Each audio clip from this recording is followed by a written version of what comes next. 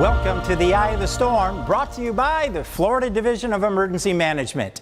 I'm meteorologist Eric Salna with the International Hurricane Research Center at Florida International University. In this video, we will learn about the massive task of cleaning up the debris after a hurricane.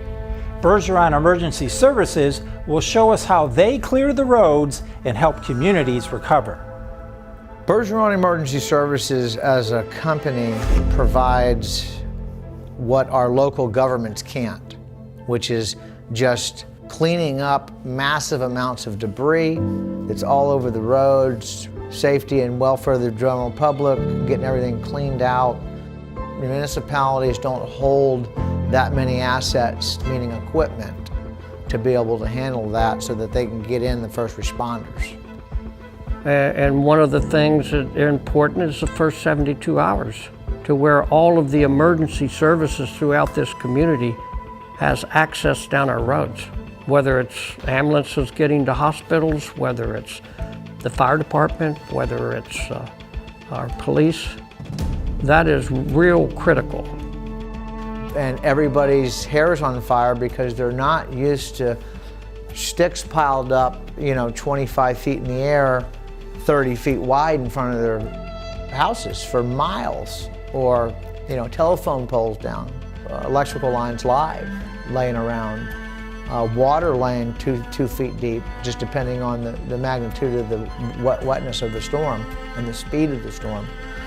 The federal government declares a state of emergency, or the state declares a state of emergency, and the county declares a state of emergency. We're monitoring each forecast period that comes through, and we react to each forecast period as it comes through.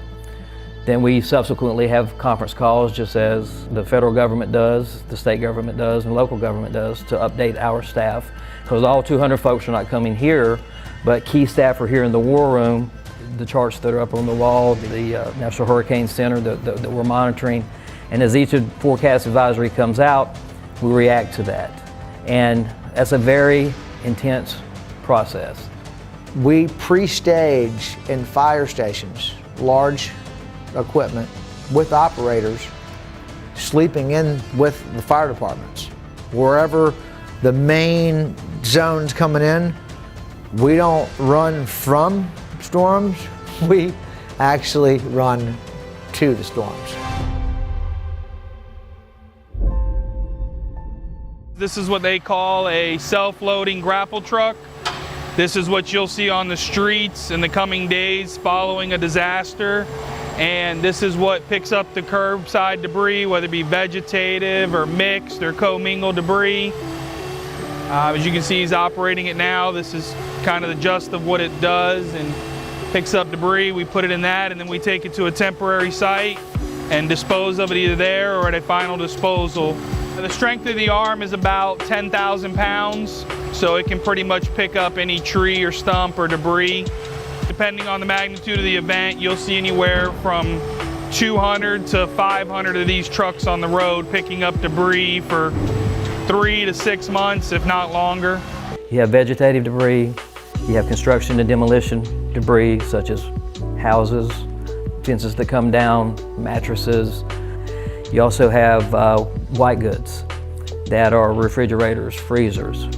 You also have household hazardous waste.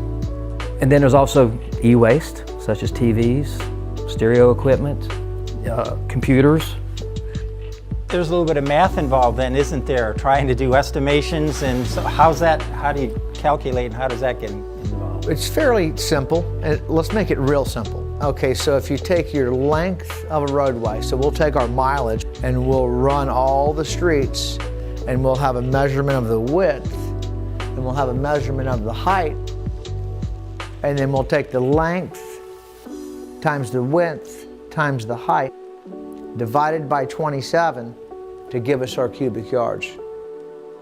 My son has trained everyone to be FEMA certified, to understand the logistics.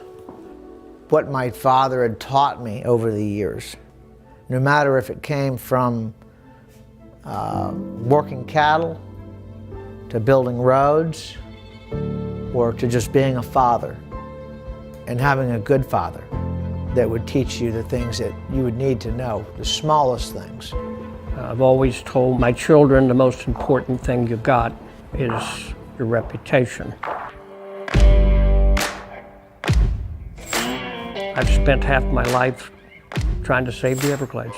The Everglades is one of the natural wonders of the world. I grew up in it. I'm a true Gladesman, love the culture. I thank my grandfather for introducing me to that culture. And it's so important because it's our drinking water for 9 million people. So we have a responsibility to protect the environment and all the wildlife and our drinking water for 9 million people in South Florida. The American dream is still alive, and God bless America. And I think opportunities for young people are there. And if you live the journey and you are successful, the greatest pleasure at the end of the journey is making a difference for others. I know we as a family are very honored when people are in a state of emergency to be able to come in properly prepared where people need help to get back to their lives. You go from 0 to 100 miles an hour for 6 months straight, 7 days a week, 18 hours a day. Holidays, Christmas Day, every day. It doesn't stop till every last thing is done. You can't. It's the nature of the business. Thank you for joining us for another Eye of the Storm. Today, I want to thank the team at Bergeron Emergency Services. With these trucks and a whole lot more, they're part of the team that picks up after a hurricane hits your community and communities all around the United States of America. I also want to thank Florida International University's International Hurricane Research Center for being a wonderful partner throughout this whole program, and of course our sponsors, the Florida Division of Emergency Management.